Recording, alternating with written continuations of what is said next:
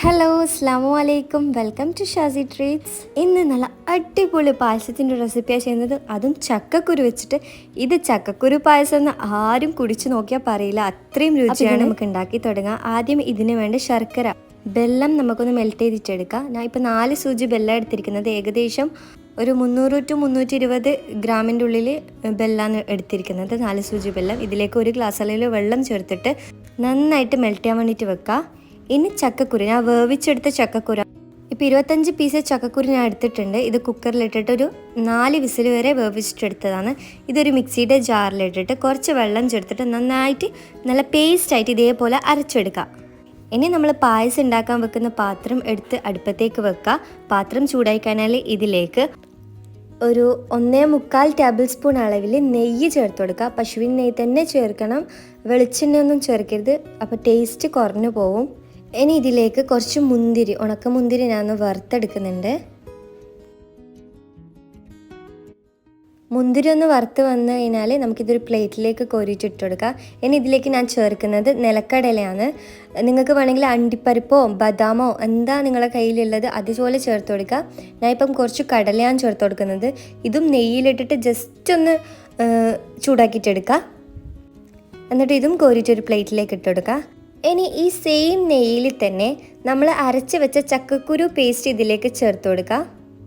എന്നിട്ടൊരു 3-4 മിനിറ്റ് ആ നെയ്യിൽ തന്നെ ഇട്ടിട്ട് മിക്സ് ആക്കിയിട്ടെടുക്കുക. നന്നായിട്ട് നെയ്യ് ചക്കക്കുരുവിൻ്റെ എല്ലാ ഭാഗത്തേക്കും ആകുന്ന രീതിയിലേക്ക് നന്നായിട്ട് മിക്സ് ആക്കിയിട്ടെടുക്കുക. അതിനുശേഷം നമ്മൾ മെൽറ്റാക്കി വെച്ച വെള്ളം ഇതിലേക്ക് ഒഴിച്ചു കൊടുക്കുക. വെള്ളം ഇതിലേക്ക് അരച്ച് ഒഴിച്ചു കൊടുത്ത ശേഷം നന്നായിട്ട് മിക്സ് ആക്കിയിട്ടൊക്കെ ഒരു മീഡിയം ഫ്ലെയിമിൽ വെച്ചിട്ട് തന്നെ ഇത് ചെയ്തെടുത്താൽ മതി. കാരണം ചക്കക്കുരു ഓൾറെഡി വെന്തതാണ്. അപ്പോൾ മീഡിയം ടു ഹൈ ഫ്ലെയിമിൽ വെച്ചിട്ട് തന്നെ നമുക്കിതൊക്കെ മിക്സ് ആക്കിയിട്ടെടുക്കാം. അപ്പോൾ വെള്ളം നന്നായിട്ട് ചക്കക്കുരുവിൽ മിക്സ് ആയി കഴിഞ്ഞാൽ ഇതേപോലെ ക്രീമി ആയിട്ട് കുറുകി വന്നിട്ടുണ്ടാവും. ഇതിലേക്ക് ഈ സമയം 2ാം പാല് ചേർത്ത് കൊടുക്കാം. ഞാൻ ഇപ്പോൾ ഒരു 3.5 കപ്പ് അളവിൽ 2ാം പാലാണ് ചേർത്തിരിക്കുന്നത്. അപ്പം മെഷർമെൻ്റ് ഒന്നും ഇല്ലെങ്കിൽ സാധാരണ നമ്മൾ ചായ കുടിക്കുന്ന ഗ്ലാസ്സില്ലേ, ആ ഗ്ലാസ്സിലൊരു 3.5-4 കപ്പ് അളവിൽ 2ാം പാല് ചേർത്ത് കൊടുക്കുക. എന്നിട്ട് നന്നായിട്ട് മിക്സ് ആക്കിയിട്ട് എടുക്കുക. എന്നിട്ട് ഇതിലേക്ക് കുറച്ച് ഒരു 1/2 ടീസ്പൂൺ അളവിൽ ഏലക്കാപ്പൊടി ചേർത്ത് കൊടുക്കുക. ഇനി ഇത് കൈവിടാതെ ഇടയ്ക്കിടയ്ക്ക് ഇളക്കിക്കൊണ്ട് നിൽക്കുക. ഇത് കെട്ടും കുറുകിയിട്ട് താഴ്ഭാഗത്ത്. ഇനി ഇത് നന്നായിട്ട് കുറുകി വന്നു കഴിഞ്ഞാൽ ഇതിലേക്ക് 1.5 കപ്പ് അളവിൽ 1ാം പാലാണ് ഞാൻ ചേർത്ത് കൊടുത്തിരിക്കുന്നത്. അപ്പോൾ ഞാൻ ഇതിലേക്ക് ചേർത്തത് 1.5 കപ്പ് അളവിൽ 1ാം പാലും 3.5 കപ്പ് അളവിൽ 2ാം പാലുമാണ്. 1 കപ്പ് അളവിൽ 1ാം പാല് ചേർത്താലും കുഴപ്പമില്ല, ടേസ്റ്റിന് കുറവൊന്നുമില്ല. ഇനി നന്നായിട്ട് മിക്സ് ആക്കിയിട്ട് ജസ്റ്റ് ഒന്ന് തിളച്ച് കഴിഞ്ഞാൽ നമുക്ക് ഫ്ലെയിം ഓഫ് ചെയ്യാം. ഇനി ഈ സമയം നമുക്കിത് നന്നായിട്ട് മിക്സ് ആക്കി കൊടുക്കാം. എന്നിട്ട് ചെറുതായിട്ടൊന്ന് കുറുകി വന്ന് തുടങ്ങിക്കഴിഞ്ഞാൽ ഇതൊന്ന് തിളച്ച് വന്നാൽ മതി. 2ാം പാൽ ഒഴിച്ചെടുത്ത ശേഷം ഒന്ന് തിളച്ച് വന്നാൽ മതി. അതിനുശേഷം നമുക്ക് ഫ്ലെയിം ഓഫ് ചെയ്യാം. അപ്പോൾ ഇത് നന്നായിട്ട് തിളച്ച് വരുന്നുണ്ട്.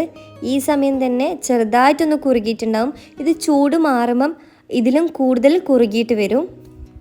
ഇനി ഈ സമയം ഞാൻ ഇപ്പോൾ ഫ്ലെയിം ഓഫ് ചെയ്ത് കൊടുത്തിട്ടുണ്ട്. ഈ സമയം നമ്മൾ വറുത്ത് വെച്ച മുന്തിരിയും കടലക്കയും ഇതിലേക്ക് ചേർത്ത് കൊടുക്കുക.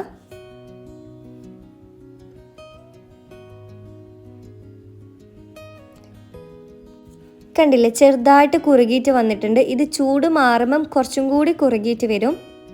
നമ്മൾ പായസം ഉണ്ടാക്കുമ്പം നന്നായിട്ട് കുറുകിയിട്ട് പായസം ഫ്ലെയിം ഓഫ് ചെയ്യാൻ നിൽക്കരുത്. കാരണം ഇത് ചൂട് മാറുമ്പം നന്നായിട്ട് കട്ടിയായി പോവും. ഈ ഒരു പരുവത്തിൽ ഫ്ലെയിം ഓഫ് ചെയ്ത് കഴിഞ്ഞാൽ ചൂട് മാറുമ്പം കുറച്ചും കൂടി കട്ടിയായിട്ട് വരും.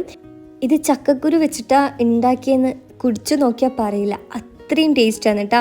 നമ്മളെ പ്രഥമനല്ലേ, അതിൻ്റെ അതേ രുചിയാണ് വരുന്നത്. അപ്പോൾ ഇതേപോലെ ഉണ്ടാക്കാത്തവരാണെങ്കിൽ ഒരു വട്ടം ഒന്ന് ട്രൈ ചെയ്ത് നോക്കാം. അപ്പോൾ ഇൻഷാ അല്ലാഹ് ഇനിയും പുതിയ റെസിപ്പി ആയിട്ട് വീണ്ടും വരാം. അസ്സലാമു അലൈക്കും.